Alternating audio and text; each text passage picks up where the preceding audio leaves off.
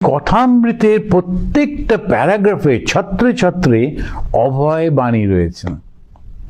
কখনো ভয় দেখাচ্ছেন না কাউকে। ধর্ম নিয়ে যে ভয় দেখানো হয়, ধর্ম নিয়ে যে ক্ষুদ্রতা, সমস্ত কিছু তাকে পেরিয়ে গিয়ে সবাইকে বলছেন কেন পারবে না, যে যেখানে যেমন ভাবে আছে।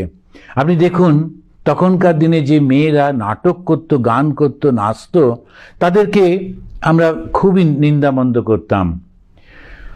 সমাজে তখনকার দিনে সেই বড় মাথারা তারা ওদের দিকে তাকাতো না, ঘৃণা করত। আর শ্রীরামকৃষ্ণ তিনি সবার সামনে দলবল নিয়ে, ভক্তদের নিয়ে গাড়ি করে যাচ্ছেন গিরিশের নাটক দেখব বলে। নাটকটা দূর থেকে দেখলেন, এই পর্যন্ত তবু ঠিক ছিল। তারপরে বললেন ওই যে কে নিমাই সেজেছিল, আমি ওকে দেখব। আবার গেলেন সাজঘরে। তখন তো ওরা সেই মেয়েগুলোই করতো, তারা সব ঠাকুরকে পেয়ে, ওরা তো কখনো এরকম ভাবতেই পারে না, সব সময় নিজেদেরকে ওরা এত হীন মনে করে করত।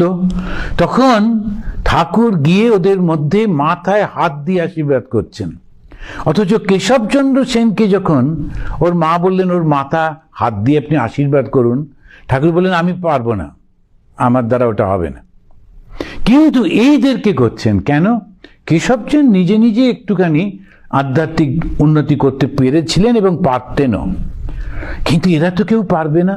এই হচ্ছে ভগবান, যারা একেবারে পতির, কখনো কিছু পারবে না, ওনার স্পর্শে ওদের পূর্বজন্মের সমস্ত কর্ম তার ধ্বংস করে দিয়ে একদম এক পার পবিত্র করে দিচ্ছেন। তো কথামৃতের যে প্রতিপাদ্য বিষয়, যে কোনো স্ক্রিপচার যেটা হয়, শাস্ত্র যেটা হয়, তার একটা বিষয় থাকে, প্রতিপাদ্য। আমি কেন পড়ছি, বিষয়টা কি? এটাতে হচ্ছে ভগবান আর তাকে লাভ করার উপায়, এছাড়া কথামৃতে আর কিচ্ছু নেই।